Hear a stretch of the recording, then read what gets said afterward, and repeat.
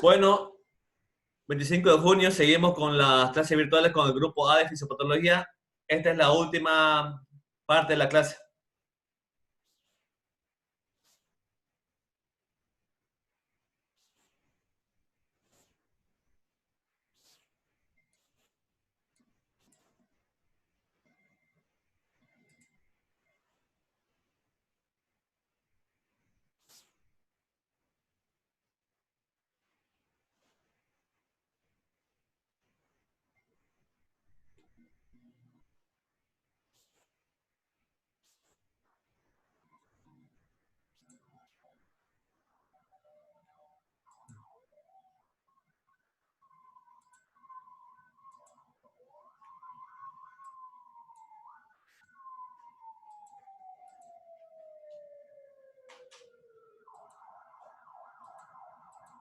Ya.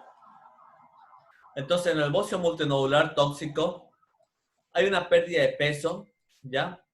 Que la cual no es moderada, no llama mucho la atención la pérdida de peso que tienen los pacientes con bocio multinodular. No hay diarrea, hipersensibilidad al calor y sudoración caliente, ¿ya? Sí hay un aumento del nerviosismo y tendencia al insomnio y temblor moderado.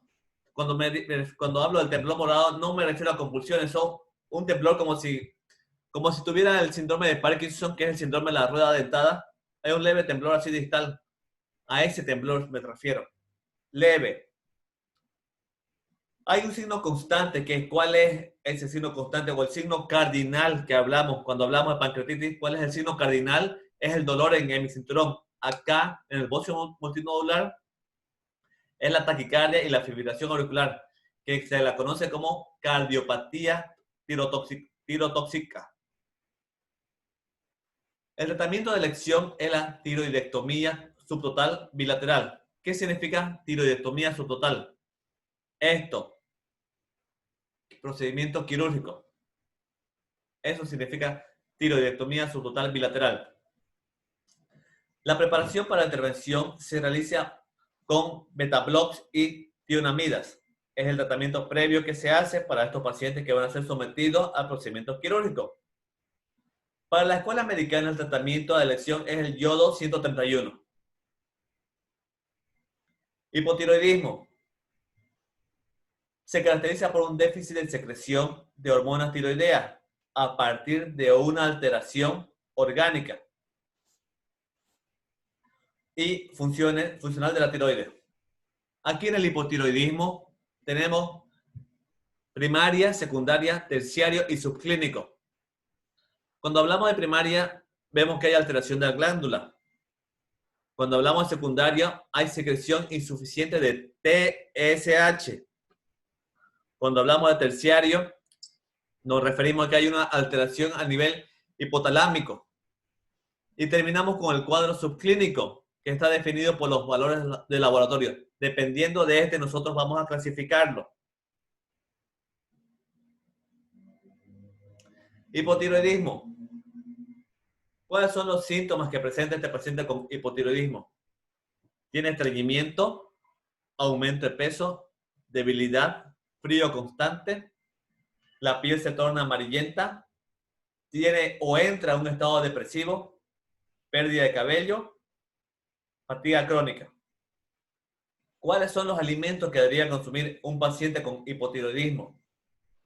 Frutas y verduras, granos enteros, algas marinas, magnesio, nuez de Brasil, realizar bastante actividad física, o sea, ejercicio, y líquido, bastante líquido.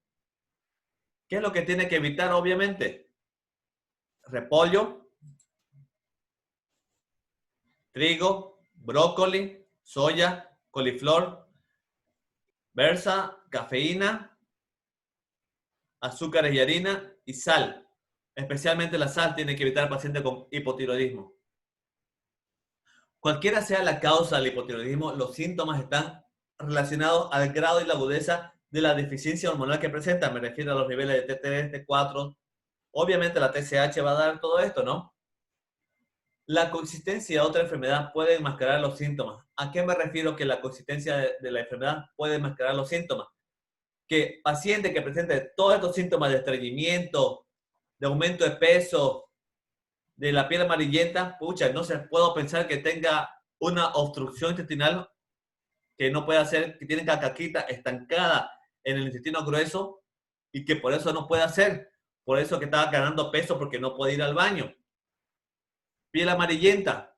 Ah, pucha, amarilla, piel amarilla, escleras amarillas. Ah, tiene hepatitis. Y hago tratamiento para hepatitis. Pero estos síntomas también presentan pacientes con hipotiroidismo. Por eso en medicina hay diagnóstico diferencial, porque siempre tenemos que comparar qué es lo que estamos haciendo y ante qué nos enfrentamos. Por eso que hacemos, aparte de la clínica, los laboratorios o los estudios de imagen.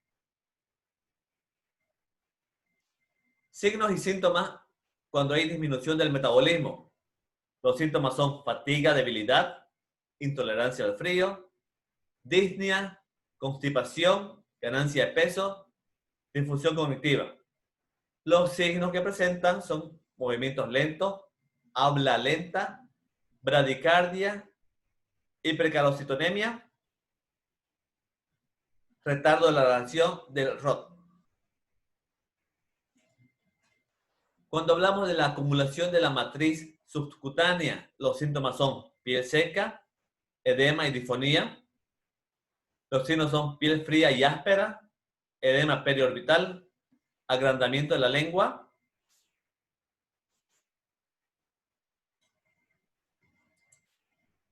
agrandamiento de la lengua, edema de cara, pérdida de cejas. Aquí cuando hablamos, perdón, aquí cuando hablamos de los signos y síntomas de la disminución del metabolismo, vemos retardo de la relación del ROT, ¿ya? Cuando hablamos del ROT, ya es lo que se refiere a que la parte muscular, cuando hablamos, acuérdense de SOFA en la parte del hígado, era el mnemotécnico o los criterios de Ramsson, así, tiene una definición cuando tenemos retardo de la relación de ROT. Obviamente aquí cuando hablamos de habla lenta, ahorita le voy a explicar qué es ROT. Habla lenta, vemos que aquí tenemos agrandamiento de la lengua.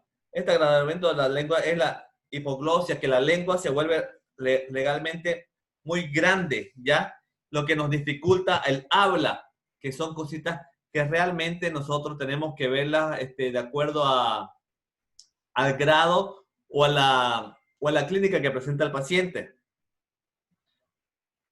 Este agrandamiento de la lengua también se ve reflejado en el edema de la cara, por eso que se ven los ojos grandes, las caras o la facies totalmente edematizadas, digamos.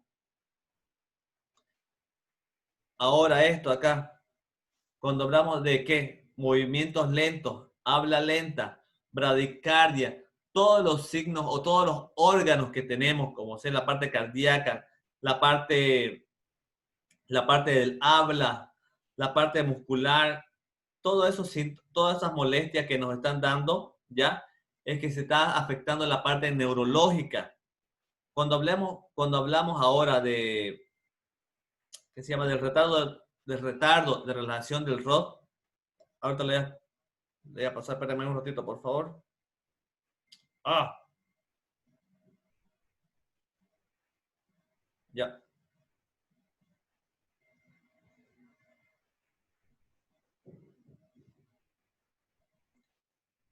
Espérenme un momento, chicos.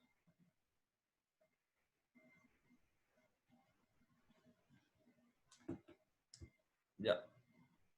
Pam, pam, pam.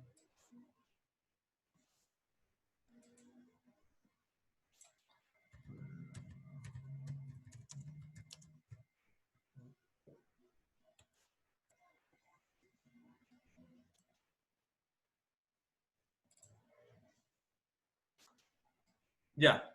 Cuando hablamos de la relajación del ROT, hablamos del reflejo osteotendinoso, que es el reflejo miocítico, estiramiento o monosimpático, un reflejo medular que consta de mecanismos como ser receptor vía aferente. Es un reflejo osteotendinoso, a eso se refiere con el ROT, ¿ya? Así que este ROT es reflejo osteotendinoso. A eso se refiere el ROT. Como ven, toda esta parte de acá está relajada, está lenta. No caminamos bien. Y este reflejo de retardo, relajación del ROT se asocia a estos movimientos lentos. ¿Ya? Habla lenta, bradicardia, como les digo. Todo está alterado en esta parte. Y el que se llama el ROT, el reflejo miotáctico de estiramiento o monosimpático.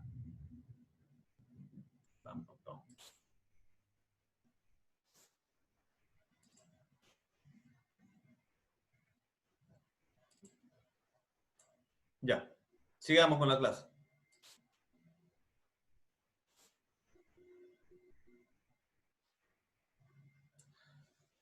Cuando hablamos de distintos mecanismos y nos referimos a los síntomas que presenta son la disminución de la audición, mialgia y parestesia. Se dan cuenta, todo está disminuido, mialgia, parestesia, hay disminución de la sensibilidad, depresión, menorragia, artralgia, las articulaciones no pueden movilizarse bien, ¿ya? Y retraso de la pubertad. Los síntomas con los cuales el paciente acude a la consulta. Y los signos que nosotros encontramos en la hipertensión diastólica, derrame pericárdico, derrame pleural, ascitis y galactorrea.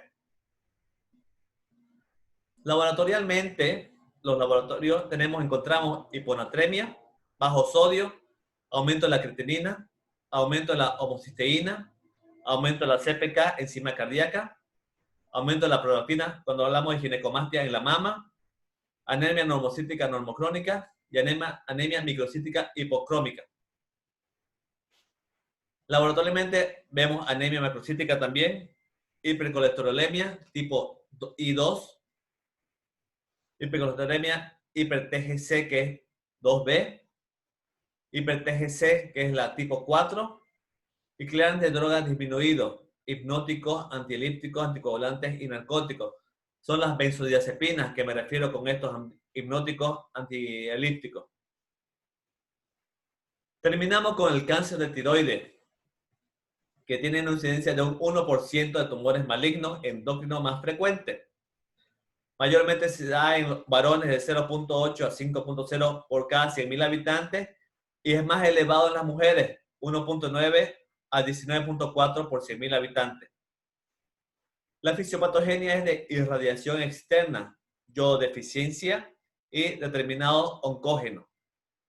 La clasificación del carcinoma de tiroides se da por carcinoma papilar, folicular, indiferenciado y medular.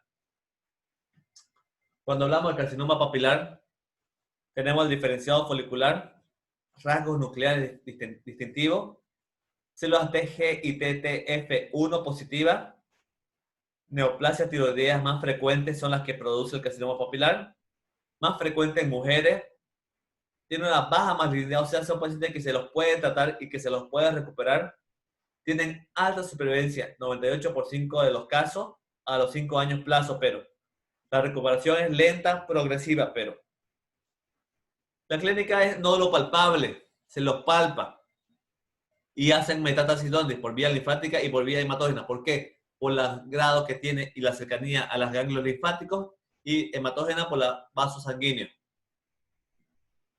Carcinoma folicular. Diferenciación celular folicular, no rasgos nucleares. Células, la TG, la TTF1 positiva. Incidencia del 10 al 15%. Más frecuente en áreas deficitarias de yodo y mujeres mayores. Clasificación. Histopatológica se da por carcinoma celular oncocítico, que es células de Hutler, y el carcinoma folicular de células claras. El pronóstico es mínimamente invasivo, una mortalidad de 3.5. Extensamente invasivo, mortalidad del 50%. O sea, son pacientes que también se pueden recuperar mientras no sea totalmente invasivo, pero igual tiene un 50% de sobrevida. La clínica es la tumulación de mayor tamaño que la carcinoma folicular. Metatizan varias variantes oncóticas por vía hematógena más que por vía linfática. Alteraciones genéticas somáticas presentando desequilibrio hormonal, reordenamiento de la PPAR y mutaciones RAS tipo T353 y la cafeína. Carcinoma medular. Con esto terminamos. Está por diferenciación de células C, que es parafoliculares. Se localizan en 1/3 de los lóbulos. 5 a 10% presentan neoplasia tiroidea. Son células neoplásicas donde se secretan calcitonina y hormonas polipeptídicas. Cuando hablamos de carcinoma medular esporádico, son mutaciones protoncogénicas del retículo ZR10K11.2. Se da en un 80% de los casos, más frecuente en mayores. Síntomas comprensivos por secreción de hormona polipeptídica, como ser diarreas. 50% de estos casos metastizan por vía linfática. 10 a 20% son autosómicos dominantes y son de crecimiento lento. Chicos, gracias por escucharme, gracias por aguantarme. La verdad les deseo lo mejor. Espero que a la mayoría ya no sean mis alumnos el próximo semestre, porque espero que todos aprueben la materia. No me vean como docente solamente. Cualquier duda, cualquier motivo, cualquier ayuda, cualquier consulta que ustedes quieran realizar, la verdad pueden contar conmigo como futuro colega y amigo. La verdad les deseo lo mejor. Estoy para darle la mano cuando ustedes gusten. Y nuevamente les digo, muchas gracias por escucharme, muchas gracias por aguantarme. Cuídense de la cuarentena y bueno, gracias nuevamente. Gracias, doctor. Gracias. Hasta luego. Hasta Gracias. luego, doctor.